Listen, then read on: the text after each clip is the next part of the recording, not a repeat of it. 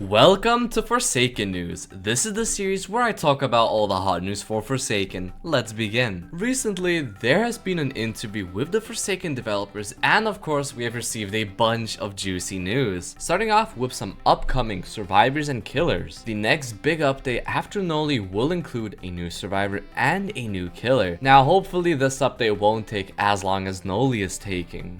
Another big thing that might be happening after the Noli update are game modes. The Forsaken team has been considering adding game modes, and there's already one game mode that they really like. Of course, game modes would add so much more replayability to Forsaken, so I do hope game modes get added soon. The next survivor will be a survivalist. This means that their main goal will be to survive. Now, I do have one theory. A while back, the developers made this. This simply shows what type each survivor is. The Noob is a survivalist, Builderman is a support, and so on. There were a few upcoming survivors in this image too. If we take a look at the survivalist, we can see Veronica. Veronica will most likely be a survivalist survivor, so does that mean that's the next survivor? Probably not, because remember, this was made a while back and the Forsaken team have most likely changed up a few things, but I still wanted to add this in here so you guys can speculate. I would love to see what you guys think is the next survivor. The Forsaken team has also revealed that Clockwork and Stickmaster Luke models are done. These are two upcoming survivors that we will hopefully see in the game very soon. And the upcoming Doombringer killer. The model has already been done, but now it's being confirmed that his movesets are concepted. Will Doombringer stick to the freeze tag game mechanic? Hopefully, honestly.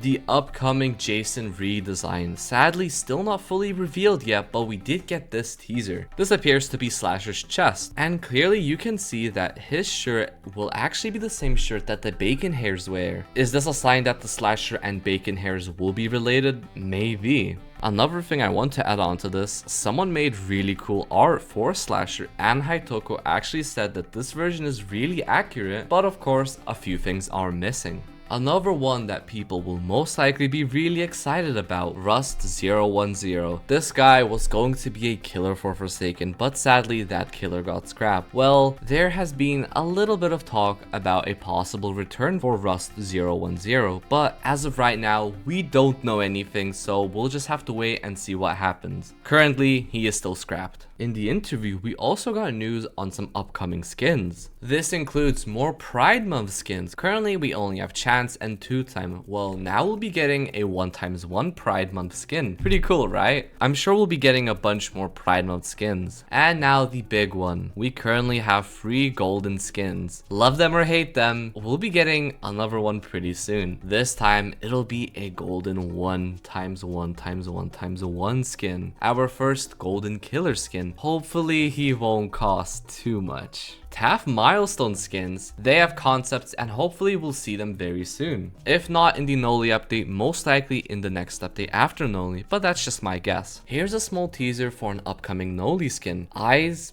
and one eyeball? I don't know. A brand new John Doe skin is coming our way called the Living Legend skin, and we actually already have its theme, so take a listen.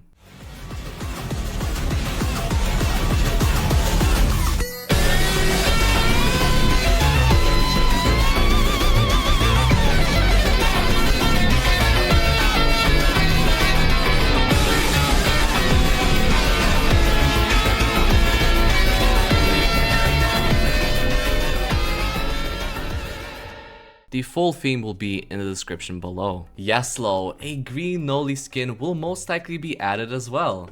We recently got a small teaser for what looks like to be some type of survivor probably. If I were to guess, this probably has something to do with Blue Dude, considering that this image was teased by the Blue Dude creator. 11808 and 226W6 will most likely be added. These two skins are the parents of Blue Dude and Pretty Princess. The Cool Kid family grows. Here's a full look at the upcoming 16 Night 1x1 skin remake. Looks a lot more like the original one now. Remember the old Noob Milestone skins? Well, some people want to have them as legacy skins like the 2-time legacy skins, but sadly the developers will most likely not do this because it's a little bit too late to go back now.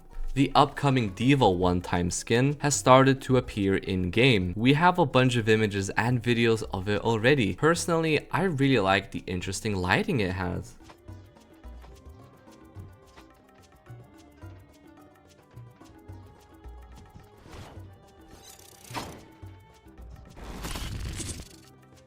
The friend Elliot skin will be receiving a few updates, such as getting hurt will now turn them pink. Honestly, I love it and the details are so cool. The yourself 1x1 skin will cost somewhere around 17.5k, a little bit cheaper than John Doe yourself, but still a lot, so make sure to save up your money. The upcoming Paperboy Elliot skin will cost around 400 to 900 monies, so the price is similar to the other Elliot skins. And finally in the news, we have some game mechanic changes. As a Builderman, your sentries and most likely dispensers will be highlighted, and Taph's traps will also be highlighted. Another good thing about this is that other survivors will most likely also be able to see these. The survivor Elliot will also be receiving a few changes to make him feel better to play as when you're all alone. That's all the news I have for today. See you all next time.